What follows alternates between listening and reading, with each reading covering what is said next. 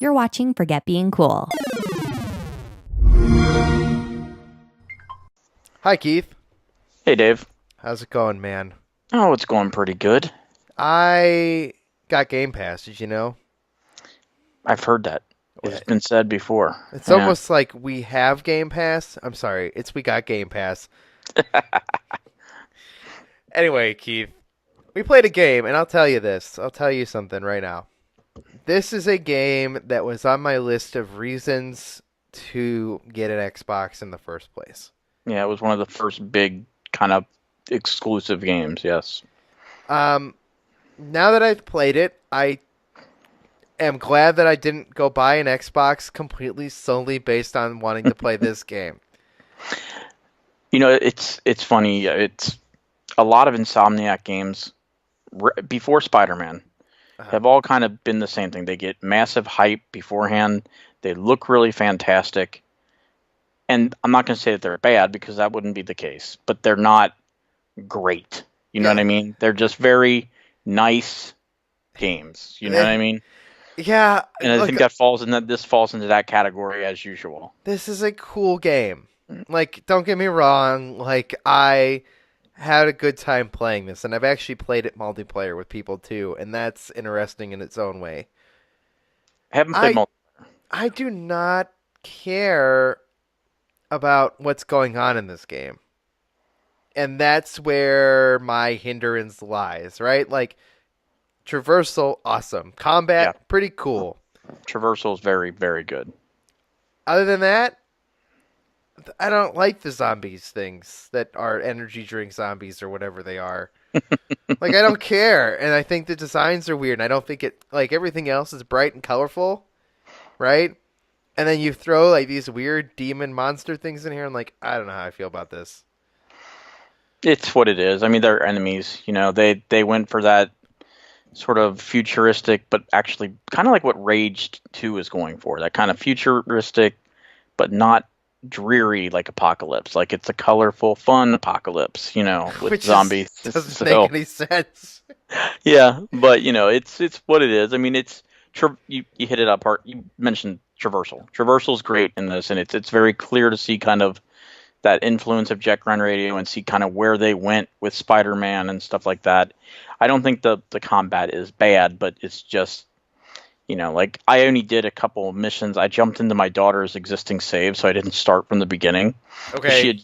She had used my name, and I didn't realize it, so it jumped me into, like, halfway through something. I was like, how do I start over? I literally could not figure out how to start over.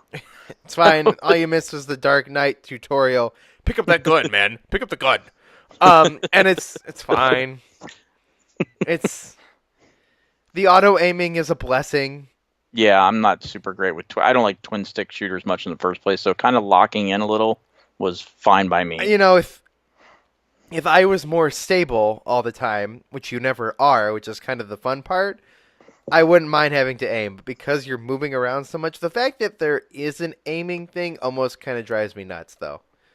Because it's great that it auto aims for me. Like, that's fantastic. If I ever actually need to aim, I don't know. It's so much motion. It's crazy. It's fun. Yeah, there's a lot going on. Anyway. Yeah, getting around is fun. Like, that part's definitely fun. I like this game. I do, and I think if you have Game Pass, it's an absolute must install, right? And playing the multiplayer, I think this is a great game that belongs in there to say, no, have this on your Xbox, because if you and all your friends and like all of us in this community have Game Pass, this is one of those good ones that we could pick up and play and have a good time. No, it's one of the better ones that we played on there. You know, and especially when it came out, you know, it was one of the first original really exclusive games, so there wasn't it wasn't like now where we're literally sifting through 200 things on Game Pass. Right. When this came out, there were 30 games or whatever for Xbox. You know, it was a big early game. So, which I think it shows that too. Yeah. I don't think it's impressive in many ways at all. I think it's good. And I think it got overhyped and overpraised because it wasn't a lot to play at the time. That's just how I feel. Keith, I'm glad we got Game Pass. Yep, me too. Free games are good. Free games that we pay monthly for. Well, free-ish games are good.